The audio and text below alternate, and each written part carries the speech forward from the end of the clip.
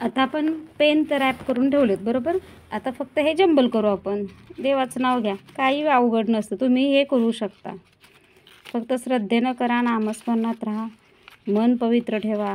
मी तरी कोण महान आहे का?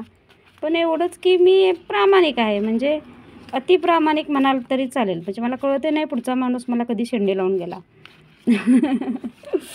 इतकी प्रामाणिक, म्हणजे देवभोळी माणसं जी म्हणतो ना आपण तशी आहे मी, साधी. पण माझं कोण वाकडं नाही काही करू शकत. जरी वाकडं केलं तरी तो परत येऊन मला सरळ करून देतो. तो असेल किंवा ती असेल. अति प्रामाणिक. चला देवाचं नामस्मरण करा. ॲन्सर्स तर तुम्हाला सांगितलेलंच आहेत. प्रश्नाचं उत्तर तुमच्या जर आलं लगेच ते होणार असेल तर ग्रीन. आत्ताच करू नका, थोड्या वेळाने करा, म्हणजे एक स्पेस घेऊन करा. असं असेल तर थोडे दिवसांनी परत ट्राय करा.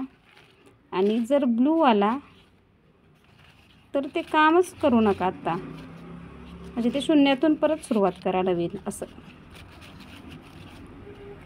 म्हणजे समजा एखादी तुम्ही करायला घेतली प्रोसेस, तर ती प्रोसेस पूर्णपणे क्लीन म्हणतो की नाही, स्टोरेज कसं कंप्लीट झालं की आपण ते पूर्णपणे डिलीट करतो, अपेक्षाच ठेवत नाही त्या गोष्टीबद्दल, तशा पद्धतीने परत ते चालू करायचं आहे. आणि याच्याऐवजी चिठ्ठ्याही टाकल्या जातात. कोण समर्थांचंही करतं, कोण कौलही लावला जातो, असंही करता येतं. पण तुमची श्रद्धा हवी. अंधश्रद्धेने काही करू नका, सगळं श्रद्धा असेल तरच होईल. आता मी डोळे झाकते आणि मग एक एक पेन उघडूया. ठीक आहे, मी डोळे झाकलेले आहेत. 1 मिनिट.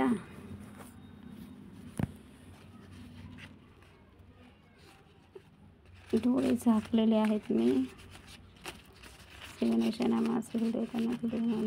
देवा, हे प्रश्नांची उत्तरं त्यांना योग्य ती दे प्लीज. उगीचच नसतात आलेली. जेव्हा माणूस हताश होतो ना, मला बरेच जण म्हणतात तू टॅरो ट्रेडिंग सुरू कर. माणूस हताश होतो पूर्णतः, उत्तरच मिळत नाही, अंधार होतो आयुष्यात, तेव्हा आशेचा किरण शोधण्याची वेळ येते ना, तेव्हा कुठंतरी जगण्याला कारण म्हणून ह्या गोष्टी अशा केल्या जातात असं मला वाटतं. आणि जर आपला अंतरात्मा खरं उत्तर देत असतो, निसर्ग उत्तर देत असतो, एखादी गोष्ट नाही म्हणून तुमचं मन म्हणत असेल ना, नाही असं खरं नाही, असंच बरोबर आहे, तर त्या गोष्टी असतातच. जे तुमचं अंतरात्मा आहे तर तेच गोष्टी खऱ्या होऊ शकतात. अंतर्मन. ठीक आहे. आणि समजा एखादी गोष्ट नाहीच घडत तर ती देवावर सोडून द्यावी, कारण ती आपल्यासाठी नसते, त्याच्यापेक्षा चांगली कोणती तरी गोष्ट आपल्यासाठी अवेलेबल असते, ही जाणीव घ्या आणि निश्चिंतपणे आपण सोडूया. आता मी हे ओपन करत आहे, एक एक पेन आपण ओपन करूया. ठीक आहे, हाताला तर लागतात असे. डोळे झाकते परत परत परत परत.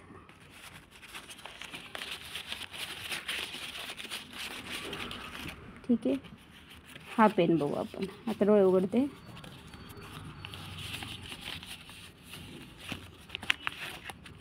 कोणता आलाय?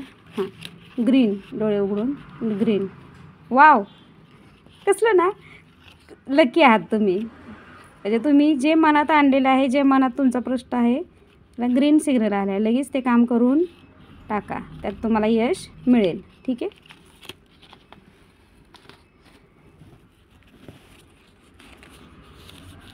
आता ह्या 2मध्ये बघू आपण. आता मी परत डोळे झाकते.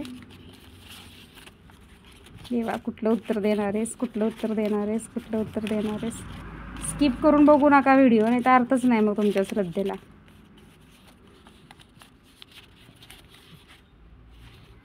हा कोणता रे? डोळे उघडते. ब्लू. ते काम तुम्ही नाही आत्ताच करायचंच नाही आहे, पूर्णतः शून्यातून परत परत परत सुरुवात करा, परत सुरुवात करा. ते काम केलेलं बंद, म्हणजे ते कामच सोडून द्या, तो विषय सोडून द्या आणि परत नव्याने सुरुवात करा.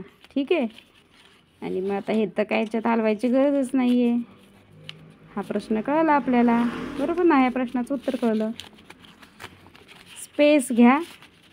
तुम्ही जे काम करत आलेलं आहे आत्तापर्यंत त्याचं काय करा, आत्ता जे तुम्ही जो प्रश्न विचारला आहे त्या प्रश्नाला थोडासा अभ्यास करा, फक्त श्वास घ्या, अभ्यास घ्या. अजून थोडंसं त्याच्यामध्ये चांगले रिझल्ट्स काय होऊ शकतील, वाईट रिझल्ट्स काय होऊ शकतील, एक 10-20 वर्षानंतर याचे रिझल्ट काय होईल, कोणाच्या आयुष्यावर काय परिणाम होईल, ह्याचा थोडासा अभ्यास करा आणि मग हा नक्कीच डिसिजन घ्या.